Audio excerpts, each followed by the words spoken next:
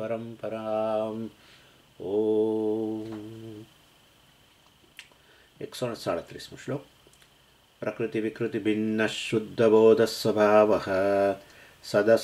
सदसदिदमशेषं भासयन् निर्विशेषः विलसति परमात्मा जाग्रदादिष्वस्थासु अहमहममिति साक्षात् साक्षिरूपेण बुद्धेः।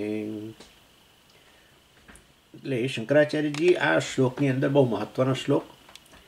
અત્યારે આ ચર્ચા ચાલી રહી છે વિવેક ચૂડામણીનો બીજો વિષય. વિવેક ચૂડામણીમાં 7 વિષયોની ચર્ચા 49મા શ્લોકની અંદર શિષ્ય પ્રશ્ન કરેલો ને 7 વિષયનો. આત્મા શું છે, અનાત્મા શું છે, મોક્ષ શું છે, બંધન શું છે, વગેરે વગેરે. એ બધા પ્રશ્નોમાંથી અનાત્મા શું છે પહેલાં એનો ઉત્તર આપી દીધો. પછી 123મા શ્લોક સુધી, પછી આ શરૂ થઈ 124મા શ્લોકથી શરૂ કરીને 138મા શ્લોક સુધી આ ચર્ચા છે આત્માની. બસ એટલે હવે આ છેલ્લો શ્લોક છે. અર્થાત અહીંયા આત્માનું હવે છેલ્લે અહીંયા સાક્ષી, આત્મા સાક્ષી છે અને આ સાક્ષી વસ્તુ બહુ જ ગેરસમજ ઉત્પન્ન કરેલી છે. એની બહુ સ્પષ્ટતા કરી દે છે અહીંયા આ શ્લોકમાં કે સાક્ષી ખરેખર કોને કહેવાય એ વસ્તુ અહીંયા સ્પષ્ટ કરે છે. એટલે આમ તો આપણે 2 ક્લાસથી ચાલી રહ્યું છે, પરંતુ હવે આજે આ પૂરો થઈ જશે. આ શ્લોક સ્વામીજી બહુ લીધો, પણ હજુ એક થોડોક દિનની ચર્ચા બીજી બાકી છે, એ પતી જાય પછી આગળનો શ્લોક જોઈશું. એટલે શંકરાચાર્યજી અહીંયા કહ્યું પરમાત્મા શબ્દ વાપર્યો. પરમાત્મા એટલે આત્મા, બ્રહ્મ જે છે પ્રકૃતિ વિકૃતિ ભિન્ન, પ્રકૃતિ અને વિકૃતિથી ભિન્ન છે.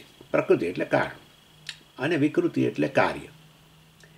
વિકૃતિને વિકાર પણ કહે છે. એટલે વિકાર એટલે કાર્ય. અને આ પરમેશ્વર બ્રહ્મ જે છે, આત્મા જે છે, આ પ્રકૃતિ વિકૃતિથી ભિન્ન છે. અર્થાત આ કારણ કાર્ય બંનેથી જે ભિન્ન છે. કારણ પણ બદલાય છે, કારણનું જ કાર્યમાં રૂપાંતર થાય ને, એટલે કારણ એ સ્વીકાર કહેવાય, કાર્ય પણ સ્વીકાર વિકારી કહેવાય. કાર્ય વળી પાછું એનો એ અનિત્ય જ હોવાને કારણે એ વળી પાછું કારણ રૂપે લય થઈ જાય, કારણ વળી પાછું કાર્ય રૂપે આવે. એટલે આ રીતે વિકાર કારણ અને કાર્ય બંનેમાં થતો રહે છે. આત્મા પ્રકૃતિ વિકૃતિથી ભિન્ન એટલે કારણ કાર્યથી ભિન્ન. એટલે એનો અર્થ એવો થયો કે આત્મા નિર્વિકાર છે. આ બંને સ્વીકારી છે. આ કારણ અને કાર્ય એનાથી વિલક્ષણ છે. અને એ દ્રષ્ટિએ જુઓ તો કારણને આપણે જગતની દ્રષ્ટિએ, સમષ્ટિની દ્રષ્ટિએ જુઓ તો કારણ જે છે માયા, એટલે તો પ્રકૃતિ શબ્દ જ આપણે વાપરેલો જ છે માયા માટે. અને આ સમગ્ર જગત સ્થૂળ સૂક્ષ્મ પ્રપંચ આખો કારણ પ્રપંચ એટલે આ માયા. સ્થૂળ સૂક્ષ્મ પ્રપંચ જે છે એ કાર્ય સમષ્ટિની દ્રષ્ટિ, એ વિકૃતિ કહેવાય. પ્રકૃતિ એટલે માયા, કારણ પ્રપંચ. એટલે બ્રહ્મ આ માયા કે જગત જે છે એનાથી વિલક્ષણ છે. એ વિલક્ષણ નથી, એ ભિન્ન નથી, એ સ્વતંત્ર નથી. એટલે સ્થૂળ સૂક્ષ્મ કારણ પ્રપંચ અથવા માયા કારણ પ્રકૃતિ અને આ વિકૃતિ એ સ્વતંત્ર નથી, પણ બ્રહ્મ સ્વતંત્ર છે. એમ એ તો આપણે જોયું સમષ્ટિની દ્રષ્ટિએ. હવે વ્યષ્ટિની દ્રષ્ટિએ પણ કહી શકાય. કારણ શરીર પ્રકૃતિ કહો એને, અને સ્થૂળ અને સૂક્ષ્મ શરીર એને વિકૃતિ કહેવાય. એટલે આત્મા વ્યષ્ટિની દ્રષ્ટિએ ત્રણેય શરીરોથી ભિન્ન છે, વિલક્ષણ છે. પ્રકૃતિ વિકૃતિ ભિન્ન. એટલે તમે વ્યષ્ટિની દ્રષ્ટિએ કહો કે સમષ્ટિની દ્રષ્ટિએ કહો, આત્મા આ રીતે વાસ્તવની અંદર પ્રકૃતિને વિકૃતિથી ભિન્ન છે. અને કેવો છે? શુદ્ધ બોધ સ્વભાવ, શુદ્ધ બોધ, પ્યોર ચૈતન્ય, પ્યોર કોન્શિયસનેસ, આવો શબ્દ. અર્થાત એ વાસ્તવની અંદર એ ભૌતિક વસ્તુ નથી. આત્મા કોઈ ભૌતિક વસ્તુ નથી. મેટર આ લોકો જે કહે ને વૈજ્ઞાનિકો, એનાથી વિલક્ષણ છે. આમાં દેશકાળ બધું પણ આવી ગયું. દેશથી અતીત, કાળથી અતીત, વસ્તુથી અતીત, દેશકાળ વસ્તુની મર્યાદામાં નહીં આવતો પરમાત્મા બ્રહ્મ કહેવાય. અને શુદ્ધ ચૈતન્યનો સ્વભાવ છે. સદસદિદમશેષમ ભાસયન, એ બરાબર છે કે આ કારણ કાર્ય પ્રપંચ આખો જે છે, ભૌતિક પ્રપંચ જે છે એનાથી વિલક્ષણ છે, બરાબર, પણ એટલું પૂરતું નથી. એ વાસ્તવમાં એની અંદર એ આ કારણ કાર્ય પ્રપંચને ભાષિત કરે છે. સત અસત ઇદમ અશેષમ. સત એટલે શું? આપણે વાત થઈ હતી, સ્થૂળ પ્રપંચ, ગ્રોસ મેટર જેને કહો, અને અસત એટલે સૂક્ષ્મ. એટલે આ સત અને અસત, ઇદમ એટલે કયું? ઇદમ એટલે આ જે બધું છે અહીંયા, સત રૂપે અને અસત રૂપે, સ્થૂળ અને સૂક્ષ્મ પ્રપંચ રૂપે, સ્થૂળ સૂક્ષ્મ કારણ શરીર રૂપે. એટલે આ વાસ્તવની અંદર આ ઇદમ અશેષમ અશેષમ સંપૂર્ણપણે એને ભાષિત કરતું. અને આ સદસત શબ્દ મેં તમને વાત કરી હતી કે આ વાસ્તવની અંદર આ બૃહદારણ્યક ઉપનિષદની અંદર કહેવામાં આવે છે, અને મૂર્ત અને અમૂર્ત પણ કહેવામાં આવે છે. આ જગતને એ લોકો મૂર્ત અમૂર્ત પણ કહે, સત અસત કહે. સત એટલે આમ તો અસ્તિત્વ એવું થાય ને, અસત એટલે અસ્તિત્વ નહીં, પણ એટલે પેલું વ્યક્ત હોય તો એનું અસ્તિત્વ જણાય, અને પેલું અવ્યક્ત ન ખબર પડે. સૂક્ષ્મ પ્રપંચ કેવી રીતે ખબર પડે આપણને? સૂક્ષ્મ પ્રપંચ કંઈક છે એવું તો ખ્યાલ ના આવે ને. એટલે એ દ્રષ્ટિએ અહીંયા વાસ્તવમાં કહે છે. એટલે અહીંયા એને ભાષિત કરતો, એને પ્રકાશિત કરતો જે છે, એટલે એનો અર્થ એવો, આપણે એને ભાષિત કરતો જ્યારે કોઈ આચાર્ય બોલે ને હું એને ભાષિત કરતો, પ્રકાશિત કરતો વગેરે, ત્યારે આપણે એવું નહીં ગણવાનું કે એને આ કંઈ લેમ્પ જેવો છે, આત્મા લેમ્પ જેવો, એવું નહીં. આત્માની હાજરીથી આ બધું ભાષિત થાય છે. સ્થૂળ સૂક્ષ્મ કારણ પ્રપંચ કે સ્થૂળ સૂક્ષ્મ કારણ શરીર, આ બધું ભાષિત થાય છે. અને આ સદ અસત મેં તમને કહ્યું હતું, મૂર્ત અમૂર્ત એટલે આ મહાભૂતોની દ્રષ્ટિએ પણ કહેતા હોય છે, અને મહાભૂતોના અંતર્ગત જ થયું જે છે. આ ત્રણ અગ્નિ, વાયુ અને અગ્નિ, જળ અને પૃથ્વી, એને એ લોકો સત કે મૂર્ત કે, અને આકાશ અને વાયુ જે છે એને અસત કે, કારણ કે આમ જણાય નહીં ને. એટલે સમગ્ર ભૌતિક પ્રપંચ જેને આ લોકો વૈજ્ઞાનિકો મેટર કે, એનીવે, એટલે એને ભાષિત કરતો, એની અર્થાત એની હાજરી માત્રથી એ વસ્તુઓ ભાષિત થાય છે. નિર્વિશેષ, બોલો, નિર્વિશેષ, કોઈ પ્રકારના વિશેષો ધરાવતો નથી, કોઈ પ્રકારનો ગુણધર્મ ધરાવતો નથી. વિશેષ એટલે ગુણ, નિર્વિશેષ એટલે નિર્ગુણ થઈ ગયો, બધા જ ગુણોથી પર. અને એ વસ્તુ મેં કહ્યું તો અક્ષર બ્રાહ્મણ જે છે એની અંદર આ વસ્તુ સ્પષ્ટ કરવામાં આવી. અસ્થૂલમ અનણુ અરસ્વમ દીર્ઘમ અચ્છાયમ અલોહિતમ અનાકાશમ અવાયુ વગેરે વગેરે કહ્યું, અનાગ્નિ વગેરે કહીને કહ્યું, બધા જ વિશેષો ગુણો વગેરેનો ત્યાં બાદ કરવામાં આવે. અલોહિતમ, એ લાલ નથી, આવું નથી, તેવું નથી, સ્થૂળ નથી, સૂક્ષ્મ નથી, જાડું નથી, પાતળું નથી, આ બધા વિશેષો કહેવાય, જેના દ્વારા વસ્તુ. વિશેષ એટલે શું? વિશેષણ. વિશેષ એટલે વિશેષણ, એટલે જેના વિશેષણ એટલે શું કે વસ્તુ એ વિશેષ, એ વસ્તુ જે તે વસ્તુ જે છે વિશેષ ધરાવે છે એમ કહીએ. એટલે શું? બીજા કરતાં એ જુદું પડે છે. તમારામાં આ વસ્તુ સમજી, તમારામાં આ ગુણ વિશેષ છે એમ કે ને આપણે બધા, તમારામાં આ ગુણ વિશેષ છે. આપણે એવું નથી કહેતા, આપણા વ્યવહારની અંદર આ શબ્દો વાપરીએ છીએ, મતલબ કે બીજામાં નથી, તમારામાં છે એમ. એટલે વિશેષ વસ્તુ એવી છે કે જેના દ્વારા તમે એ વસ્તુને અલગ તારવી શકો. લાલ ગુલાબ કહ્યું એટલે બીજા ગુલાબ કરતાં એને જુદું તારવ્યું, આવું લાલ વિશેષણ વાપરીને. વિશેષ કે વિશેષણ કહો, ગમે તે એટ્રીબ્યુટ્સ આપણે કહીએ, ગુણ કહીએ. એટલે નિર્ગુણ ને નિર્વિશેષ બંને એનો અર્થ એક જ છે. એમાં પછી ખાલી આવો રંગ વગેરે જ નહીં, તો ઊંચાઈ વગેરેને લીધે પણ નક્કી થાય, જાડું પાતળું વગેરે એ દ્વારા પણ એ વિશેષણો છે. આ બધાની અંદર પેલા સૌથી જે સ્થૂળ જણાય છે એ વ્યક્તિનું નામ આ છે એમ કહીએ ને આપણે. આ બધાની અંદર સૌથી પેલા પાતળા જે છે, આ બધાની અંદર સૌથી પેલા ઊંચા જે છે વગેરે વગેરે, આવું બધું કહીએ છીએ ને આપણે, છૂટા પાડીએ. એટલે ઊંચાઈ, જાડાઈ, આ બધી વસ્તુઓ એ વિશેષણો જ કહેવાય. એના દ્વારા બીજા કરતાં એને છૂટા પાડીએ. સફેદ, કાળું, ગોરું વગેરે તે બધું, અને એ રીતે પણ સારું ખરાબ આ બધું કહીએ છીએ ને, પેલું સારું છે, આ ખરાબ છે, એમ કરીને છૂટું પાડીએ.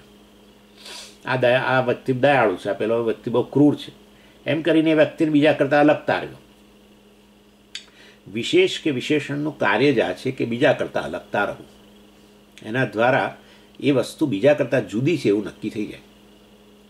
આ બ્રહ્મ જે છે બ્રહ્મ બીજા કરતાં જુદું, શેના કરતાં જુદું? પણ શેના કરતાં જુદું એ પહેલાં નક્કી કરવું પડે. બ્રહ્મ એક અને અદ્વિતીય છે અને આ સર્વવ્યાપી છે, તો એનાથી અન્ય કશું હોય નહીં, તો પછી બીજી વસ્તુ જ નથી, તો પછી છૂટું પાડવાની ક્યાં પ્રશ્ન છે? પણ તમે જ તો કહ્યું હમણાં, સ્થૂળ સૂક્ષ્મ કારણ પ્રપંચથી વિલક્ષણ. વિલક્ષણ એટલે આમ જાણે છૂટું પાડીને બતાવો છો. એ તો વાસ્તવમાં કહેવા માટે છે કે આવું કહેવું એટલા માટે પડે કે આ જેમ કે આ સ્થૂળ સૂક્ષ્મ કારણ શરીર જે છે એને આપણે આત્મા કહી દઈએ છીએ ને, એટલા માટે આપણે કહેવું પડે કે ભાઈ અને આત્મા ન કહો. આત્મા તો વાસ્તવમાં શુદ્ધ ચૈતન્ય છે અને એનાથી આ બધા ત્રણેય શરીરો પ્રકાશિત થાય છે, ભાષિત થાય છે. ત્રણેય શરીરો એનાથી અભિન્ન છે, ત્રણેય શરીરોનું અસ્તિત્વ એને કારણે છે. અને આત્મા ખરેખર સ્વતંત્ર છે, સ્વયં પ્રકાશ છે અને સતત સિદ્ધ છે. આવું બધું કરીને કહેવા માટે વિલક્ષણ કહીએ. કારણ કે આત્મા, દેહને આત્મા કહી દેતા હોય તો પછી છૂટો આમ બતાવવું પડે ને, એટલા માટે. પછી તો હવે વાસ્તવમાં આત્મા તો સર્વવ્યાપી હોવાને કારણે પછી એનાથી અન્ય કશું તો રહ્યું જ નહીં. એટલે પછી એટલે આ વસ્તુ વિશેષો વગેરે વગરનો જ હોવો જોઈએ. નહીં તો આત્મા વિશેષ ધરાવતો તો આપણે છૂટું પાડી બતાવીએ. જો અનાત્મા કરતાં આત્મા છૂટો આ રીતે પડે. શરૂમાં વિવેક કરવા માટે આપણે આ રીતે ભલે કરીએ, અનાત્મા આત્મા વિવેક, આત્મા વિવેક, પણ છેવટે આત્મા સર્વ કાંઈ છે એવું જ નક્કી થાય પછી છેવટે તો. એનીવે, એટલે આ રીતે આત્મા કેવો છે? નિર્વિશેષ છે, સર્વ વિશેષોથી પર છે. અને એવો નિર્વિશેષ પરમાત્મા આત્મા વિલસતી. હા, બહુ સરસ. વિલસતી એટલે વાસ્તવની અંદર સર્વ ગુણોથી વગેરે પર છે, તો પછી એ છે કેવી રીતે ખબર પડશે હવે? કારણ કે પેલું નહીં તો આ બધો ગુણ હોત તો અમે કહી દત કે જો આ ગુણ ધરાવે છે આત્મા, કે આ વિશેષ ધરાવે છે આત્મા. હવે તમે નિર્વિશેષ કહી દીધું. જે પણ અમે પૂછીએ કે આત્મા આવો છે, તમે કહો કે ના. આત્મા આવો છે તો કે ના. આત્મા આવો છે તો કે ના. તો પછી હવે છેવટે તમે બધા ગુણોનો બાદ જ કરવાના હો, વિશેષનો બાદ કરવાના હો, તો પછી આત્મા છે કે નહીં એ ક્યાંથી ખબર પડશે? એટલે આ કદાચ આ તમે આ બધું ઉપજાવી કાઢેલું તો નથી ને આત્મા વિશે. હા, વિશેષ વગર જ્ઞાન ન થાય. વિશેષ કે ગુણ વગર જ્ઞાન જ ન થાય. તો આ ગુણ કે વિશેષ વગરનું હોય તો એનું જ્ઞાન જ ન થાય, તો એ વસ્તુનું અસ્તિત્વ જ કેવી રીતે ખબર પડે? જે વસ્તુ જણાય જ નહીં, કંઈ પણ પૂછે તો તમે ના પાડી દો છો, તો પછી હવે એ વસ્તુ છે કે નહીં કેવી રીતે નક્કી થશે? એટલે આ શંકરાચાર્યજી કહે છે કે ભાઈ એક જ વસ્તુ એવી છે જેના માટે કોઈ પ્રૂફની જરૂર નથી, સાબિતીની જરૂર નથી. જે બધાને સાબિત કરી આપે છે એની સાબિતીની જરૂર નથી રહેતી. બધાને સાબિતી જેના થકી થાય એની સાબિતી માટે પાછું કોણ લાવવું પડે? નવું કંઈક લાવવું પડે. પછી તો એ વસ્તુ છે કે નહીં એનું પ્રૂફ આપો તો આપણે કંઈક ઉભા રહો, બીજું કંઈક લઈ આવીએ. પછી એનું પ્રૂફ છે કે નહીં એ નક્કી કરવા માટે એની સાબિતી માટે પાછું ત્રીજા કોઈકને તો આ સાબિતી આપવી પડશે ને. જેને બધી સાબિતી અપાતી હોય એની જ સાબિતી માગો તો પછી બીજો પાછો લાવવો પડશે. One which proves everything doesn't require proof. That's it. આટલી વાત છે. જેના થકી બધું પ્રૂફ થતું હોય એના પ્રૂફની કોઈ જરૂર નથી. એનીવે, એટલે નહીં તો આ ચાલ્યા જ કરે. 8 વાગ્યા સુધી ચાલે. 8 વાગ્યા સુધી આ જ ચાલે. હું કહું કે તમે બધા કોઈક સમજી આત્માની સાબિતી આપો. હું કહું કે તમે છો આત્માની સાબિતી છે. તમે મને જુઓ છો? હા, જોઉં છું. તમે મને સાંભળો છો? સાંભળું છું. બસ આત્મા છે. પણ આત્માની સાબિતી આપો તો હવે પાછું એક કોણ ચાલો આત્માની સાબિતી આપીએ. કોને આપવું? કોને આપવાની? કોણ? એટલે ઇન શોર્ટ, જે બધું સાબિત કરતું હોય, જેના થકી બધું સાબિત થતું હોય, જેના થકી બધાનું અસ્તિત્વ નક્કી થતું હોય, એ વસ્તુ સ્વયં સિદ્ધ જ હોય. એટલે વાસ્તવની અંદર એટલે આત્માને સાબિતીની જરૂર નથી, એ શંકરાચાર્યજીનો કહેવાનો આશય છે. એટલે આપણે અહીંયા બધું વિશેષો નથી એટલે છે કે નહીં કેવી રીતે ખબર પડશે? એટલે આપણે કહ્યું બધા વિશેષો જેના થકી સાબિત થાય છે એ વસ્તુ નિર્વિશેષ હોય ને એને કોઈ સાબિતીની આવશ્યકતા નથી. એટલે છેવટે એવી વસ્તુ હોવી જ જોઈએ જેના અસ્તિત્વ કે જેની સાબિતી માટે કશાની જરૂર ન પડે. એવું તો હોય જ ને, જે છેવટે એક વસ્તુ હોય જે બધાને સાબિત કરતું હોય અને એને પોતાને સાબિતીની જરૂર ન હોય, એટલે સ્વયં સાબિત થતું હોય. which proves itself and proves others. આવું કે જે આ લખી રાખજો, આ બધી વસ્તુ બહુ જરૂરી છે. છેવટે તે એક એવી વસ્તુ હોય જે સ્વયં જ હોય, એને કશાય સાબિતીની જરૂર ના હોય. જગતની બધી જ વસ્તુઓની અસ્તિત્વ માટે એ પ્રકાશિત થવી જોઈએ. પણ એ જેનાથી પ્રકાશિત થાય છે છેવટે એ કોનાથી પ્રકાશિત થાય છે આવું પૂછો તો પછી તો હવે તો કશો પ્રશ્ન જ, આમાં તો બહુ મોટું રામાયણ છે. જેના થકી બધી જ વસ્તુઓ પ્રકાશિત થતી હોય એ વસ્તુ કોનાથી પ્રકાશિત થાય? અરે પણ કહીએ છીએ કે જેના થકી બધું જ પ્રકાશિત થતું હોય એ વસ્તુ કેવી હોવી જોઈએ? સ્વયં પ્રકાશ જ હોય ને. તો હવે સ્વયં પ્રકાશની એ શાનાથી પ્રકાશિત થાય છે આવો પ્રશ્ન કરીએ તો એ તો મૂર્ખામી જ કહેવાય ને. એટલે અને આપણે તમે જો છે ને તમને ખબર હોય તો આ બધા આપણા મિત્રોને ખબર તો હશે, પંચદશીમાં બહુ જ પહેલાં આપણે એક અનવસ્થા દોષ જોયો હતો. બધા 5 દોષોની ચર્ચા કરી, તેમાં એક દોષ હતો અનાવસ્થા.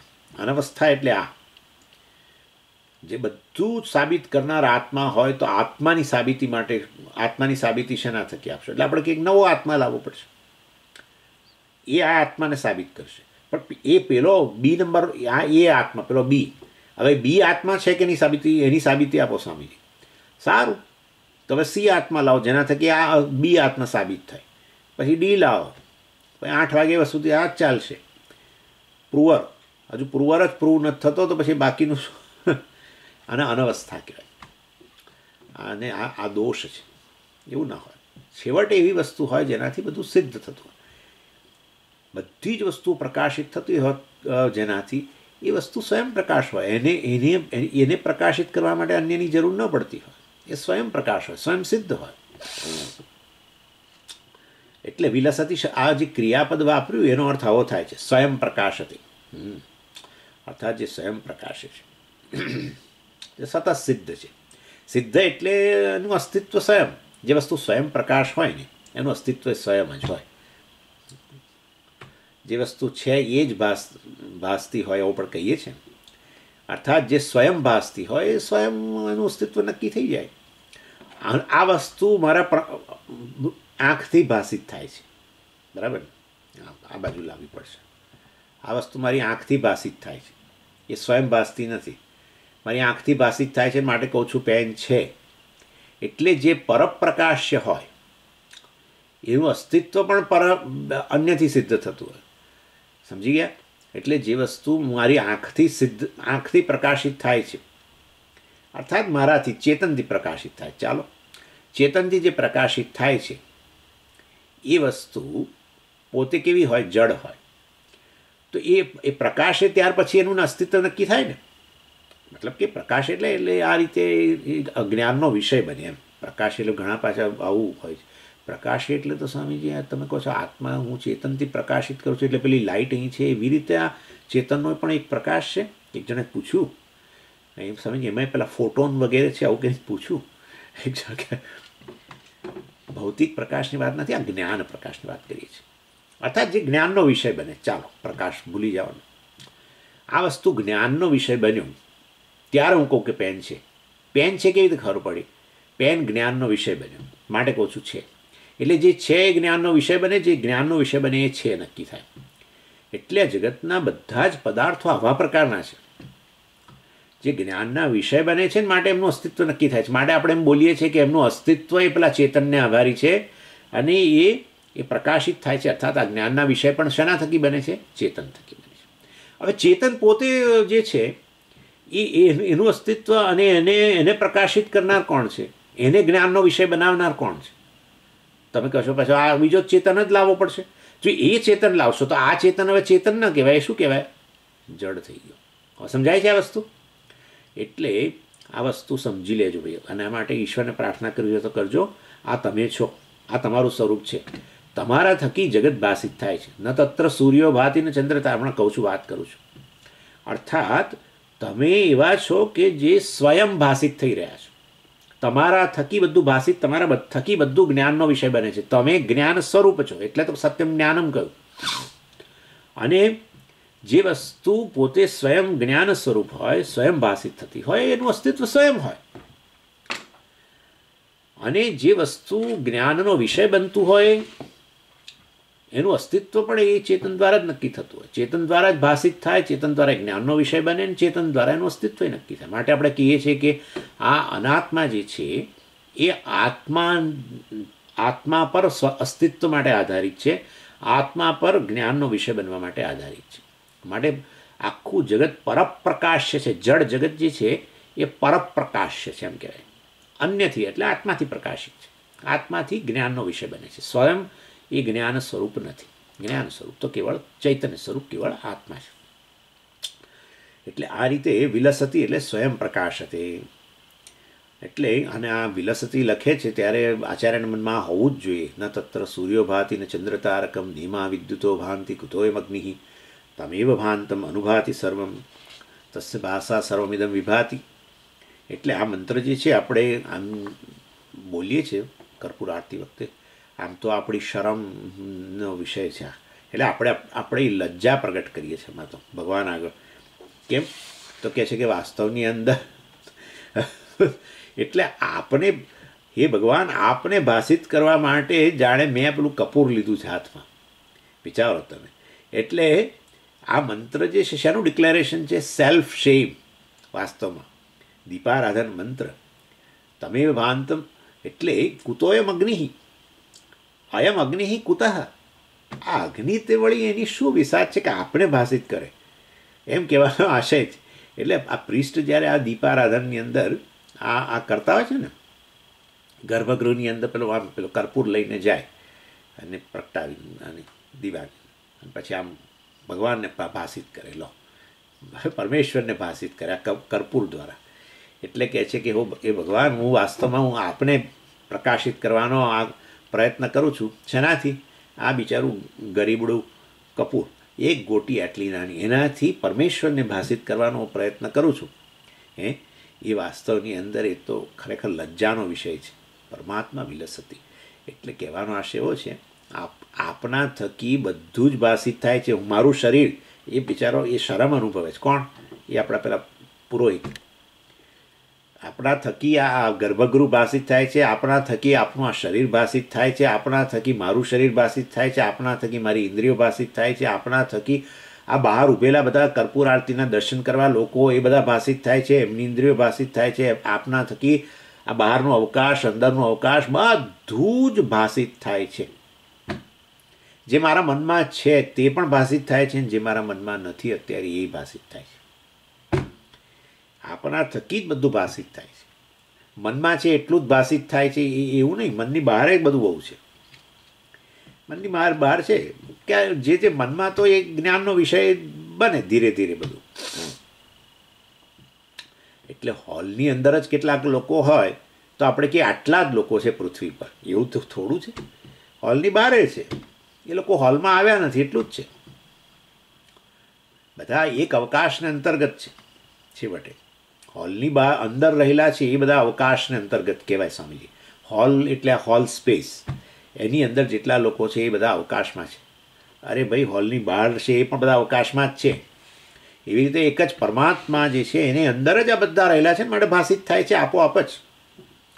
તમારા અંતઃકરણમાં અત્યારે એક પર્ટિક્યુલર જગતનો વિષય ભાષિત થાય છે, બીજાના અંતઃકરણમાં કોઈ બીજો વિષય ભાષિત થાય છે. કોઈના અંતઃકરણમાં અવકાશ ભાષિત થાય છે, કોઈનામાં કાળ ભાષિત થાય છે, કોઈનામાં વૃક્ષ ભાષિત થાય છે. પણ એ તો અંદર, હોલની અંદર, મનની અંદર. પણ વાસ્તવની અંદર બધું જ જે છે એક ચૈતન્યને અંતર્ગત છે. એનાથી જ તો બધું આખું જગત ભાષિત છે. એનીવે, એટલે આ જે છે કર્પૂર આરતી એક આટલી ગોટીથી આમ પરમાત્માને ભાષિત કરવાની વાત ચાલે છે. જ્યાં ચંદ્ર સૂર્ય બધા જેનાથી ભાષિત થતા હોય એવા પરમાત્માને કે છે કે હું આ કર્પૂર અગ્નિ જે છે એનાથી હું આ ભાષિત કરી રહ્યો છું. સેલ્ફ શેમ કહેવાય એને, આત્મલજ્જા એવું છે. પરમાત્મા વિલસતી, પરમાત્મા સ્વયં પ્રકાશ છે. અને ક્યારે ભાષે છે? જાગ્રદાદિ શું? એટલે બધા જ આપણા જાગ્રત સ્વપ્ન સુષુપ્તિ વગેરે બધી અવસ્થાઓ જે છે એની અંદર એ ભાષિત થઈ રહ્યો છે. હવે જાગ્રત આવ્યું એટલે હવે જાગ્રતમાં હવે એમાં થોડું જરા વિશ્લેષણ કરો. જો આ સાક્ષી વસ્તુ કેવી રીતે નક્કી થાય છે જોજો.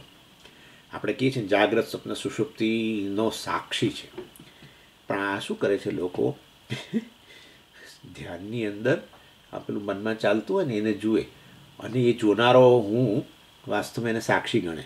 આ મહાન મૂર્ખામી ચાતો, કારણ કે એ તો કાળને અંતર્ગત છે. હમણાં ધ્યાનમાંથી ઊભો થશે કે હું સાક્ષી નથી, હવે એવું કહે છે. પછી ધ્યાનમાંથી જેવો બહાર આવ્યા નથી કે એમ તરત કહેશે હું સાક્ષી નથી. હવે ધ્યાનમાં હું સાક્ષી હતો એમ કે.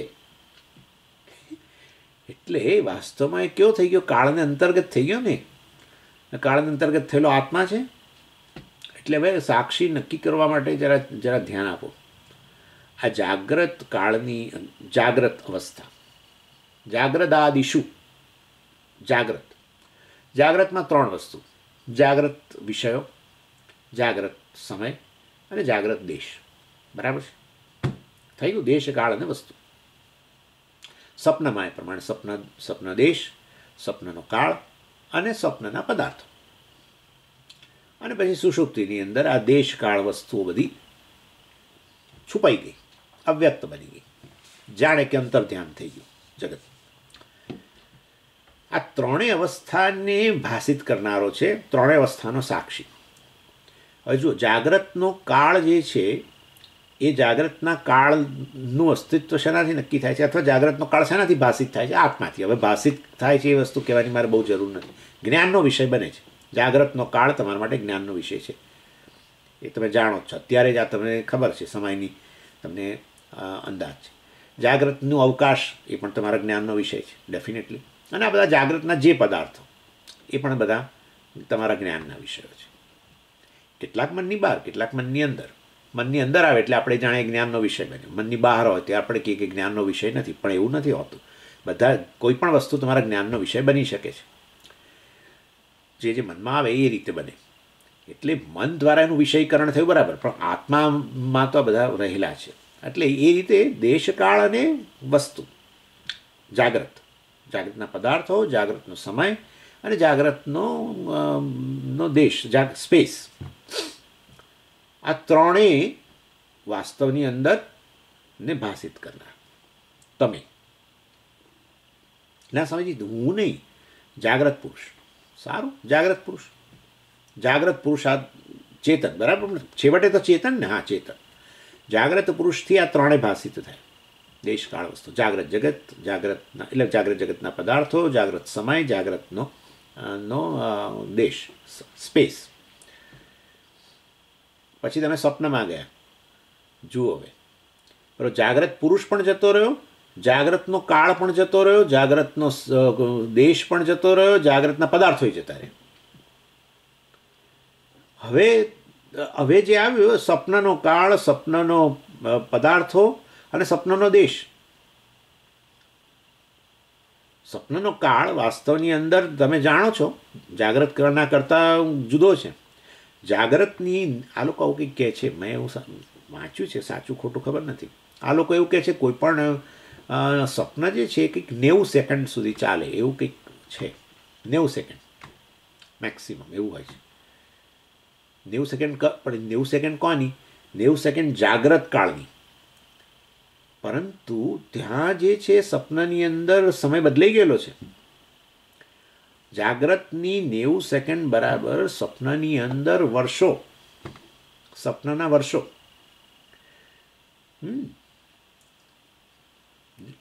જાગ્રતના 12 કલાક જે હોય ને, જાગ્રતના 12 કલાક સ્વપ્નની અંદર 1 સેકન્ડમાં પૂરા થઈ જાય. એટલે વાસ્તવની અંદર એટલે એની તમે બદ્રીનાથ પહોંચી જાઓ અને બદ્રીનાથ પહોંચી પાછા આવી જાઓ, સીધા મુંબઈ પહોંચી જાઓ. હવે આમ તો તમે જોવા જાઓ તો તમે ક્યાં છો અત્યારે? તમારા ઘરમાં જ, અમદાવાદમાં છો, સૂતા છો, પણ તમે 1 જ સેકન્ડમાં મુંબઈમાં જુઓ તમે. હવે આમ તમે જાગ્રતની દ્રષ્ટિએ જોવા જાઓ તો આ 7-8 કલાકે પહોંચો, અને એને બદલે તમે સ્વપ્નની અંદર 1 સેકન્ડમાં ત્યાં પહોંચી ગયા. એટલે સ્વપ્નનો કાળ જાગ્રત કાળ કરતાં ભિન્ન છે, નક્કી થઈ ગયું. અને જાગ્રતના અવકાશ જેમાં બધા પદાર્થો રહેલા છે, આવા પદાર્થો તમે સ્વપ્નમાં જુઓ છો, પણ સ્વપ્નનો દેશ જુદો છે. સ્વપ્ન તો અંદર જુઓ છો, આ જાગ્રત જે દેશની અંદર આ બધા જુઓ છો સમાયેલા બધા પદાર્થો, એ તમે સ્વપ્નની અંદર જોતા હો તો એનો સ્વપ્નનો અવકાશ પણ જુદું જ હોવું જોઈએ ને. આવું અવકાશ ક્યાં છે અંદર? આવું અવકાશ હોય તો અંદર કેવી રીતે હોય? એટલે જાગ્રતનો સમય જુદો, સ્વપ્નનો સમય જુદો. એનો સ્કેલ, ટાઈમ સ્કેલ જેને કહે આ લોકો, જુદો. જાગ્રતનો દેશ જુદો, જાગ્રતનો સ્વપ્નનો દેશ જુદો. જાગ્રતના પદાર્થો જુદા. સ્વપ્નમાં આવા પદાર્થો જુઓ પણ અંદર જુઓ. હવે અહીંયા આવું વૃક્ષ તમે જુઓ અથવા આખું બદ્રીનાથનું મંદિર જે તમે જાગ્રતમાં જુઓ, એ મંદિર તમે સ્વપ્નમાં જુઓ છો, એ કેવી રીતે અંદરમાં? મતલબ સ્વપ્નનો દેશ, સ્વપ્નનો કાળ, સ્વપ્નના પદાર્થો વિલક્ષણ છે જાગ્રત કરતા. ભલે એ તો પેલી જાગ્રતમાંની વાસનાઓને કારણે સ્વપ્નમાં એવા પ્રકારના દેખાય, બરાબર છે, કારણ કે સ્વપ્નનું ઉપાદાન કારણ એ વાસનાઓ છે. વાસનાઓ કારણ શરીર. જાગ્રત જગતનું ઉપાદાન કારણ માયા થઈ ગયું, આવી ગયું. સ્વપ્નનું ઉપાદાન કારણ વાસના, અવિદ્યા, કારણ શરીર. એટલે વાસ્તવની અંદર બંને ભિન્ન છે. પણ તમે કેવા છો કે તમને ખબર છે, તમે જાગ્રતના પદાર્થોને ભાષિત કર્યા હતા, જાગ્રતના કાળને ભાષિત કર્યા હતા, જાગ્રતના દેશને ભાષિત કર્યો હતો, તમને ખબર છે. અને સ્વપ્નના દેશને ભાષિત કરો છો, સ્વપ્નના કાળને ભાષિત કરો છો, અને સ્વપ્નના પદાર્થોને તમે જ ભાષિત, તમને ખબર છે. આ બધા ભાષિત થઈ રહ્યા છે. ભલે એ જાગ્રત પુરુષ જતો રહ્યો, હવે આ સ્વપ્ન પુરુષ આવ્યો, પરંતુ તમે કેવા છો? જે જાગ્રત પુરુષ જતો રહે, જાગ્રતના દેશકાળ વસ્તુઓ જતી રહે, સ્વપ્ન પુરુષ પણ જતો રહે, સ્વપ્નના દેશકાળ અને પદાર્થો જતા રહે, અને સુષુપ્તિમાં આવો ત્યારે પણ હાજર છો. એટલે જાગ્રત પુરુષ જતો રહ્યો, જાગ્રતના પદાર્થો જતા રહ્યા, સ્વપ્ન પુરુષ જતો રહ્યો, સ્વપ્નના પદાર્થો અને દેશકાળ બધું જતું રહ્યું. હવે આ ત્રીજી અવસ્થા આવી ગઈ કે જેમાં દેશકાળ પદાર્થોનો અભાવ જણાય છે. અભાવ એટલે કોઈ શૂન્ય નહીં. એ કેવા થઈ જાય? અવ્યક્ત બની ગયા, કારણ અવસ્થામાં જતા રહ્યા. જ્યાંથી આવ્યા હતા ત્યાં ગયા, જ્યાંથી આવ્યા હતા ત્યાં ગયા. કારણ અવસ્થા કહો, એ માયામાં કહો, કે કારણ શરીરમાં લય પામી ગયા, જે ગણવું હોય ગણો. કારણ અવસ્થામાં ગયા એટલે અભાવ જણાય છે. એ અભાવ વાસ્તવની અંદર સ્વામીજી પણ એને ભાષિત કરનાર સ્વપ્ન પુરુષ, અરે સુષુપ્ત પુરુષ, પ્રાજ્ઞ. સારું, પ્રાજ્ઞથી ભાષિત. હવે તમે જાગ્યા પાછા તો પેલો સુષુપ્ત પુરુષે જતો રહ્યો, સુષુપ્ત જગત એટલે મતલબ આ અભાવ, અવ્યક્ત જગત જતું રહ્યું, પાછું વ્યક્ત બન્યું. હવે જાગ્રત પુરુષ આવે. એટલે તમે કેવા છો? જે ક્યાંય જતા જ નથી. તમે ચેતન છો, જેના થકી વાસ્તવની અંદર જાગ્રત પુરુષ ચેતન બનીને જાગ્રત જગતને ભાષિત કરે છે. તમે જ સ્વપ્ન પુરુષ બનીને સ્વપ્ન જગત દેશકાળને ભાષિત કરો છો. તમે જ વાસ્તવની અંદર આ પ્રાજ્ઞ બનીને આ અભાવને પ્રકાશિત કરો છો. એટલે તમે કેવા? તમે ચેતન છો જે વાસ્તવની અંદર બદલાયા વગરના છો. સમય બદલાય છે. જાગ્રતનો સમય બદલાઈ ગયો, સ્વપ્ન સમય આવ્યો, સ્વપ્નનો સમય ગયો, હવે અવ્યક્ત બની ગયો કાળ, વળી પાછો વ્યક્ત બન્યો. એટલે કાળ જે છે બદલાય છે. સમજો, દેશ પણ બદલાયો છે. જાગ્રતનો સ્પેસ જુદું છે, સ્વપ્નનો દેશ જુદો છે, સ્પેસ જુદું છે, અને એ પાછું એ પણ લય પામી જાય છે, અવ્યક્ત અવસ્થામાં જતું રહે છે. જાગ્રતના પદાર્થ એટલે એ દેશ પણ વાસ્તવમાં આ રીતે વિકારી છે, કાળ પણ વિકારી છે, અને પદાર્થો વિકારી છે. જાગ્રતના પદાર્થો વાસ્તવનું હવે સ્વપ્નમાં નથી ભાસતા. એના જેવા ભાષે તો વાસનાને કારણે, પણ એ તો નથી જ ને. આવો આ પેન હું સ્વપ્નમાં જોતો હોઉં, પણ ખરેખર આ પેન કંઈ થોડી અહીંથી અંદર ગઈ છે. એટલે આવી ભાષા એ જુદી વસ્તુ છે. પણ જાગ્રતના પદાર્થો જે છે એના સરખામણીઓ સ્વપ્નની પેન અને જાગ્રતની પેન ભિન્ન છે, તો નક્કી જ છે. એટલે વાસ્તવની અંદર એ પદાર્થો વિકારી છે. દેશ વિકારી છે, કાળ વિકારી છે અને અહંકાર એ વિકારી થઈ ગયો. જાગ્રત પુરુષ પણ ગયો, સપન પુરુષ આવ્યો, સપન પુરુષ ગયો, સુષુપ્ત પુરુષ આવ્યો, સુષુપ્ત પુરુષ ગયો, જાગ્રત પુરુષ આવ્યો. એટલે અહંકાર એ વિકારી છે ને અહંકારથી ભાષિત બધું વિકારી છે. તમે કેવા છો જે વાસ્તવમાં અહંકારને ભાષિત કરો છો? કારણ કે તમને ખબર છે, હું જ્યારે તમને કહું કે પેલો જાગ્રત પુરુષ જે છે એ વાસ્તવમાં એ પણ લય પામી ગયો ને અત્યારે હું સપન પુરુષ છું, સપન પુરુષ લય પામી ગયો ને હું સુષુપ્ત પુરુષ છું. તમે બોલો છો એ ખરા, હું જાગતો હતો અને જાગ્રત જગત જોતો હતો, મેં સપન જોયું એટલે હું સપન પુરુષ છું, અને હું સૂઈ ગયો હતો અને હવે જાગ્યો છું વગેરે. એટલે આ અહંકાર એ બદલાય છે. જાગ્રત પુરુષ વિશ્વ અને સપન પુરુષ તૈજસ, સુષુપ્ત પુરુષ પ્રાજ્ઞ, એ અહંકાર બદલાય છે. અહંકાર ન બદલાતો હોય તો જાગ્રત પુરુષ જ રહે ત્રણેય અવસ્થામાં. એવું તો બને જ નહીં ને, જાગ્રત પુરુષ જતો જ રહ્યો છે. હવે તો સપન પુરુષ અને માટે હું જાગતો હતો, હું સૂતો હતો અને મેં સપન જોયું હતું ત્યારે પેલો કયો હું છે જે આ વિશ્વ તૈજસ પ્રાજ્ઞને પ્રકાશિત કરતો હતો. એ હું એવો છે જે બદલાયા વગરનો છે. કારણ કે એ હુંને બધા સાથે જોડો છો તમે. હું જાગતો હતો, હું સૂતો હતો, હું સપન જોતો હતો. એટલે વાસ્તવની અંદર અહંકાર પણ બદલાય છે અને એ અહંકાર દ્વારા પ્રકાશિત, અહંકાર દ્વારા જ્ઞાન, અહંકાર પ્રમાતા, એના દ્વારા બધા પ્રમેય વિષયો સપનના કે જાગ્રતના કે એનો અભાવ કશું નતો એનો પણ તમને જ્ઞાન. એટલે વાસ્તવની અંદર પ્રમાતા જે છે, અહંકાર જે છે એ પણ બદલાય છે અને આ જગત વગેરે પણ બદલાય છે, દેશકાળ સહિતનું જગત, ત્રણેય અવસ્થાઓ મતલબ. એટલે આ હું બદલાયા વગરનો એટલે શું? પણ એટલે વાસ્તવમાં જેના પર કાળની અસર નથી. કાળ બદલાય તો પછી હું બદલાઈ જવો જોઈએ. પણ આ હું બંને કાળને પ્રકાશિત કરું છું. જાગ્રત કાળને પણ હું પ્રકાશિત કરું છું. છેવટે એવો હું પ્રકાશ છું જે જાગ્રતના કાળને પ્રકાશિત કરું છું. હું એવો છું જે સપનના કાળને પ્રકાશિત કરું છું.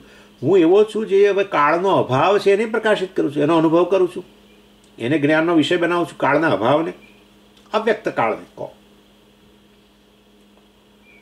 અને એવી રીતે હું જ જાગ્રત જગતના આ અવકાશને ભાષિત કરું છું. જેમ અત્યારે તમે કહો કે આ અવકાશ છે, ભલે અવકાશ ભાષિત થયું તમારાથી, ભલે જાગ્રત પુરુષ દ્વારા ભાષિત થયું, પણ છેવટે તો ભાષિત કરનાર તો ચેતન છે ને. એટલે જાગ્રત વાસ્તવની અંદર જાગ્રત નો જે અવકાશ અને સ્વપ્નનો અવકાશ અને અવ્યક્ત અવકાશ એ બદલાય છે. એ ત્રણેયને એટલે ત્રણેય અવકાશને, જાગ્રત અવકાશને, સપન અવકાશને અને અવ્યક્ત અવકાશને ભાષિત કરનાર હું અવકાશ જે છે એનાથી અતીત છું. મેં કાળનું કહ્યું કે નહીં મને યાદ નથી, પણ કહી દઉં પાછું ફરી. આ બદલાતો જે કાળ જે છે એનાથી જો હું એને ભાષિત કરનાર બદલાતો ન હોઉં, છેવટે હું જ ચેતન વાસ્તવમાં ત્રણેય કાળને, અવ્યક્ત કાળને કે સપનના કાળને કે જાગ્રતના કાળને ભાષિત કરતો હોઉં, તો મતલબ કે એ કાળ બદલાય એનાથી હું ન બદલાતો હોઉં તો એ કાળની મારા પર અસર નથી, ચેતન પર અસર નથી. કાળની અસર અહંકાર પર છે, સમજો આ વસ્તુ બરાબર. જાગ્રત કાળ છે ત્યારે પેલો જાગ્રત પુરુષ છે, સપનના કાળમાં સપન પુરુષ છે, અવ્યક્ત કાળમાં પેલો પ્રાજ્ઞ છે.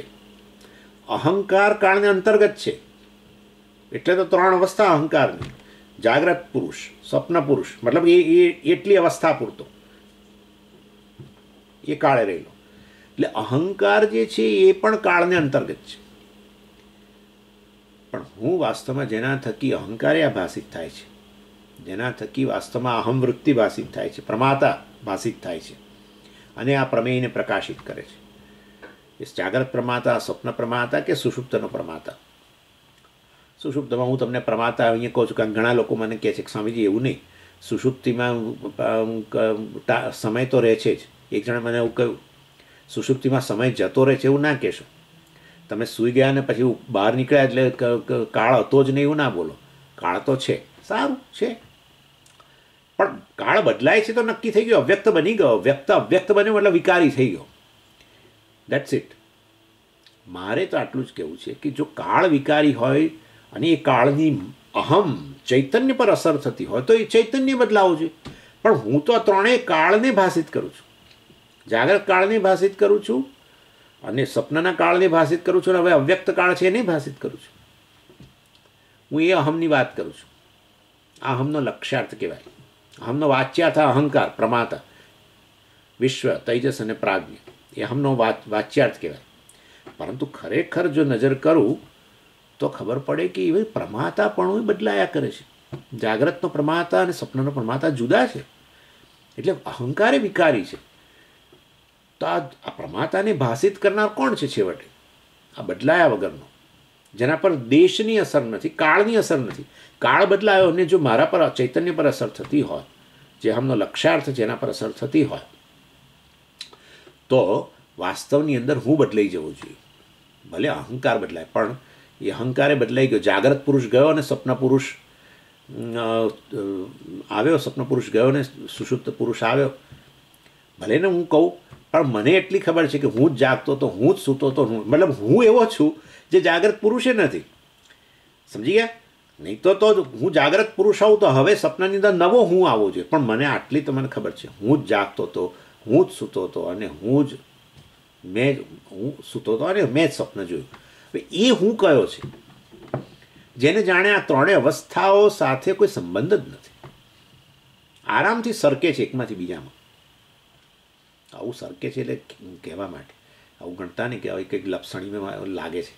જાગ્રતની લપસણીમાંથી પેલે સપનાની લપસણીમાં જાય છે, ત્યાંથી પેલી એવું માનવા આજે કહેવાનો આશય છે. જાગ્રત અવસ્થા, જાગ્રત પુરુષ બંને ગયા. સ્વપ્ન અવસ્થા, સ્વપ્ન પુરુષ એનો પ્રમાતા ગયા. સુષુપ્તિ અવસ્થા જેમાં દેશ કાળ અને આ પદાર્થો બધા વ્યક્ત બની ગયા અને એને ભાષિત કરનારો આ પ્રાજ્ઞ સુષુપ્ત પુરુષ એ ગયા, વળી પાછું જાગ્રત.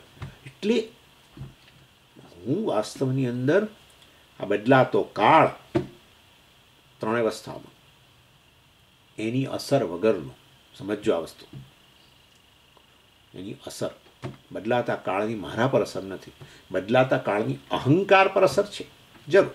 જાગ્રત કાળ પૂરો થયો, જાગ્રત પુરુષ જતો રહ્યો, જાગ્રત પ્રમાતા અહંકાર ગ. હવે સમજી લીધું? એટલે વાસ્તવમાં હું કાળથી અતીત છું. આ સાક્ષી છે. લોકો શું કરે છે, ધ્યાન કરવા બેસે ને ત્યારે બસ પેલી મનની વૃત્તિઓ ચાલતી હોય ને, બસ હું એનો સાક્ષી છું. પણ આ કયો અહમ છે જે આ મનની વૃત્તિઓ જોઈ રહ્યો છે આમ ઉપર? એ કયો અહમ છે? અહંકાર છે. તો એને સાક્ષી કે છે લોકો.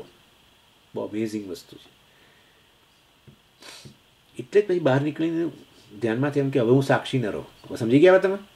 કાળને અંતર્ગત સાક્ષી એટલે તો આત્મા, ભાઈ બ્રહ્મ છે સાક્ષી. આપણે પંચદશીમાં આવી ગયું.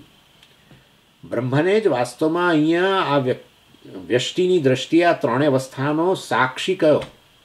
સાક્ષી ને બ્રહ્મ એક વસ્તુ છે, વિદ્યારણ્યે સિદ્ધ કર્યું. અને બ્રહ્મ અને સાક્ષી એક જ હોય તો પછી જેમ બ્રહ્મ કાળની અસરથી પર છે, કાળથી પર છે, કાળ અતીત છે, તો સાક્ષી કાળથી અતીત હોવો જોઈએ. લોકો ખાલી ધ્યાનમાં બેસીને આવી વૃત્તિઓનો જોવે અને કે છે બસ આ વૃત્તિઓનો હું સાક્ષી છું અને હવે હું સાક્ષી ભાવમાંથી બહાર આવી ગયો, પાછો સાક્ષી ભાવમાં ગયો, એમ કરીને પોતાનામાં બદલાવ આવે છે, પોતે કાળને અંતર્ગત છે એવું માને છે. તો એ સાક્ષી નથી, એ તો પેલો અહંકાર છે, પ્રમાતા છે, જે મનની વૃત્તિઓને દર્શન કરે છે. મનની અંદર એવું હોય છે, જુઓ એમાં છે શું કે મન અંતઃકરણ જે છે ને એની અંદર આપણે મને લાગે 10મા અધ્યાયમાં આવેલું પંચદશીમાં કે અંતઃકરણની અંદર અંતઃકરણ ચેતનવંતુ બનવું એટલે શું? એમાં ખદબદ શરૂ થાય. ખદબદ આવું કલ્પના કરવાની, ખદબદ શરૂ થાય. એટલે અહમવૃત્તિ ને ઇદમ વૃત્તિ બંને ઉત્પન્ન. પહેલાં અહમવૃત્તિ એટલે પ્રમાતા અને પછી પેલી ઇદમ વૃત્તિ. હવે ઇદમ વૃત્તિ એટલે બીજો એનો વિષય. એના માટે અંતઃકરણ ઇન્દ્રિયો દ્વારા બહાર જઈને જે તે વિષયનો સંપર્ક કરીને એના આકારની વૃત્તિ ઉત્પન્ન થાય અને આ અહમ વૃત્તિ દ્વારા એ પ્રકાશિત થાય. એટલે હું કહું કે મને ઘડાનું જ્ઞાન છે, એટલે કે મેં પ્રમાતાએ આ ઘડા વૃત્તિને પ્રકાશિત કરી, ઇદમ વૃત્તિને મેં પ્રકાશિત કરી. અહમ વૃત્તિ ઇદમ વૃત્તિને પ્રકાશિત કરે એટલે હું પ્રમાતા અને એ પ્રમેય બની જાય. બહારનો વિષય અંદર પ્રવેશે અંતઃકરણમાં ઇન્દ્રિય દ્વારા અને એ વૃત્તિના આકારની ઘડાના આકારની વૃત્તિ જે ઉત્પન્ન થઈ એને પેલી આ અહમ વૃત્તિ પ્રમાતા પ્રકાશિત કરે. અંતઃકરણ એક જ અંતઃકરણના બે ભાગ, અહમ વૃત્તિ ઇદમ વૃત્તિ. એટલે નોઅર નોન, પ્રમાતા પ્રમેય. એટલે જ આપણે કહીએ છીએ કે જ્યારે આ વ્યક્તિ સૂઈ ગયો ત્યારે પ્રમાદાન પ્રમેય બંને લય પામી ગયું, કારણ કે અંતઃકરણ જ લય પામી ગયું એટલે બંને વૃત્તિઓ લય પામી ગઈ એમ કહીએ. પણ ચાલો એનીવે ઇન શોર્ટ કહેવાનો આશય એટલો છે કે કાળથી અતીત છે આ સાક્ષી. તો એ રીતે દેશથી અતીત થઈ ગયો. જાગ્રતનો સ્પેસ, પેલું સ્વપ્નનો અવકાશ, અને હવે તો અવકાશ અવ્યક્ત જ થઈ ગયું, ત્યારે પણ હું હાજર છું. એટલે આ બદલાતું અવકાશ વિકારી એને પણ ભાષિત કરનારું છું. ફેક્ટ કે હું કહું કે આ બદલાય છે, પતી ગયું, મારે આગળ બોલવાની જરૂર નથી, હું એનો જ્ઞાતા છું, મારે બોલવાની જરૂર નથી કે હું એને ભાષિત કરું છું, એવું બોલવાની જરૂર જ નથી. આટલું જ ખાલી કહું ને કે આ જાગ્રતનો અવકાશ જતું રહ્યું ને સ્વપ્નનો અવકાશ આવ્યો, સ્વપ્નનો અવકાશ ગયું ને હવે અવ્યક્ત થઈ ગયો અવકાશ, વળી પાછું વ્યક્ત બન્યું જાગ્રત કાળે. બસ આટલું કહું એટલે પૂરતું થઈ ગયું. મારે આગળ કહેવાની જરૂર નથી એનો હું જ્ઞાતા છું કે એને હું પ્રકાશિત કરું છું કે કશું બોલવાની જરૂર નથી. સમજી ગયા ને? આવું છે. એટલે કાળ બદલાય છે. કેવી રીતે ખબર પડી? બસ સાક્ષી હાજર છે. દેશ બદલાય છે. બદલાતા દેશની મારા પર અસર નથી, બદલાતા કાળની મારા પર અસર નથી. મતલબ એટલે આ આત્માને દેશથી અતીત કરો, કાળથી અતીત કરો. કાળને અંતર્ગત હોય તો બદલાય, કાળ બદલાય એટલે એ બદલાય. દેશને અંતર્ગત હોય તો વાસ્તવમાં એ દેશ બદલાય તો બદલાય, અહંકાર બદલાય એનો વાંધો નથી. સ્વપ્નના દેશને પ્રકાશિત કરનારો પેલો સ્વપ્ન પુરુષ એ બરાબર છે. એ સ્વપ્ન પુરુષ જાગ્રતના દેશને પ્રકાશિત ન કરી શકે એ બરાબર. પણ હું એક એવો છું જે વાસ્તવમાં સ્વપ્નના દેશ કાળ કે જાગ્રતના દેશ અને કાળ કે બધા અવ્યક્ત બની ગયેલા દેશ કાળ અને પદાર્થો બધા ત્રણેય અવસ્થા ત્રિયમાં તો અવ્યક્ત બની ગયા, પણ આ બધાને ભાષિત કરનારો હું છું જે વાસ્તવમાં અહંકારથી પણ વિલક્ષણ છું. જાગ્રત સ્વપ્ન સુષુપ્ત પુરુષથી વિલક્ષણ છું. જાગ્રત સ્વપ્ન સુષુપ્ત પદાર્થો દેશકાળથી પણ વિલક્ષણ છું. આ સાક્ષી કહેવાય ત્રણેય અવસ્થાનો, જેના પર ન દેશની અસર, ન કાળની અસર, ન કોઈ પદાર્થો મને મર્યાદિત કરી શકે. સમજી ગયા? એટલે દેશકાળ વસ્તુ અતીત બ્રહ્મ, અરે પણ એ જ આ સાક્ષી છે. એટલે આ સાક્ષી અર્થાત તમારા થકી જાગ્રત કાળ પ્રકાશે, તમારા થકી જાગ્રત અહંકાર પ્રમાતા પ્રકાશે, તમારા થકી તમારી હાજરી માત્રથી પ્રકાશે. તમે પાછા કોઈ પ્રકાશક એટલે પાછા પેલો પ્રમાતા જેવો થઈ ગયો. પ્રમાતા ટોર્ચવાળો કહેવાય, પ્રમાતા ટોર્ચવાળો કહેવાય. પણ તમે વાસ્તવમાં આ ત્રણ અવસ્થાઓથી પર છો. આ રીતે અહીંયા કહેવામાં આવે છે. એટલે જાગ્રત આદિ અવસ્થા શું? એટલે વાસ્તવની અંદર જાગ્રત સ્વપ્ન આદિ પદાર્થ તમે જાણો છો. જાગ્રત સ્વપ્ન અને સુષુપ્ત અવસ્થાઓની અંદર જે વાસ્તવમાં અવસ્થા શું અહમ ઇતિ વિલસતી. હા, અહમના રૂપમાં એ અહમનો વાસ્તવિક અર્થ. અહમ શબ્દ પેલા સાથે જાય છે જ ને. આપણે કહીએ છીએ હું જાગું છું, એટલે આપણે વાસ્તવમાં હું જાગ્રત પુરુષ છું એમ કહો છો, પણ પછી સપનાની અંદર એ પાછા અહમ તો બોલો જ છો. પણ એ તો સમજીએ હું સ્વપ્ન પુરુષ છું, પણ તમે કયા છો જે કહો છો કે હું જ જાગતો હતો અને હું જ હવે આ સૂતો, પછી હું જ ઉઠ્યો અને મેં જ સ્વપ્ન જોયું? હવે એ હું કયો? તમે કહો હું જાગ્રત પુરુષ છું અને પછી હવે કહો કે હું સ્વપ્ન પુરુષ છું અને પછી કહો કે હું સુષુપ્ત પુરુષ છું, તો ભલે હવે જાગ્રત પુરુષ જતું રહ્યો તો હવે તો નવો અહમ આવ્યો હોય, જેને પહેલાં જાગ્રત અવસ્થા વિશે કશી ખબર જ નથી, એને સ્વપ્ન અવસ્થા વિશે ખબર જ નથી. પણ તમે જ કહો છો કે હું સૂતો હતો ને હું જ જાગ્યો, એક હું એવો તમે માનો છો કે જે આ ત્રણેય અવસ્થાઓનો અનુભવ કર્યો અને એમાં રહેલા દેશકાળ પદાર્થોનો અનુભવ કર્યો. મતલબ એ અહમ જે છે વાસ્તવની અંદર એ સાક્ષી છે. એટલે અહમ અહમ ઇતિ વિલસતી, અહીંયા લક્ષાર્થ ગણવાનો. અવસ્થાસુ અહમ અહમ ઇતિ વિલસતી, એ સ્વયં પ્રકાશ છે. એનાથી જ ત્રણેય અવસ્થાઓના અવ્યક્ત વ્યક્ત કાળ ભાસે છે. ત્રણેય અવસ્થાઓમાં રહેલા દેશ ભાસે છે. એ ત્રણેય ત્રીજામાં સમજી ગયો અવ્યક્ત ગણો સુષુપ્તિમાં. પેલા બેમાં વ્યક્ત વ્યક્ત અવ્યક્ત જ છે, બીજું કશું શું છે. અને પદાર્થો, ત્રણેય અવસ્થાના પદાર્થો ભાસે છે. બસ જાગ્રતના પદાર્થો જાગ્રત પુરુષથી ભલે, પણ હું એક એવો છું જે વાસ્તવની અંદર મને ખ્યાલ છે, મને ખબર છે કે આ ત્રણેય અવસ્થાઓમાં હું જ હાજર હતો. હું જ સુવા ગયો તો સમજીને હું જ ઉઠ્યો, તો એ કયો અહમ છે?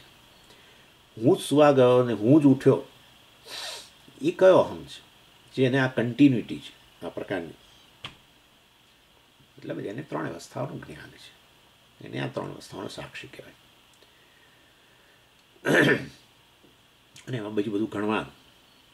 જાગ્રતનું મનનો પણ હું પ્રકાશક, ને પછી જાગ્રતની બધી લાગણીઓનો પ્રકાશક, સ્વપ્નની અંદર ઉત્પન્ન થતી બધી લાગણીઓ એનો પ્રકાશક. એટલે અને આ લાગણીઓ અને મન પણ હવે જાણે વ્યક્ત બની ગયું, ઓકે, એનોય પ્રકાશક. એટલે આ રીતે વાસ્તવની અંદર આ જે છે એ સાક્ષી છે. અને હવે એની વાત થોડી પછી આગળ કરીશું. હજુ થોડુંક એમાં ઉમેરવાનું છે, પણ ઉમેરી દઈશું. ઓમ પૂર્ણમદ પૂર્ણમિદમ પૂર્ણાત પૂર્ણમુદચ્યતે પૂર્ણસ્ય પૂર્ણમાદાય પૂર્ણમેવાવશિષ્યતે. ઓમ શાંતિ શાંતિ શાંતિ. હરિ ઓમ શ્રી ગુરુભ્યો નમઃ. હરિ ઓમ.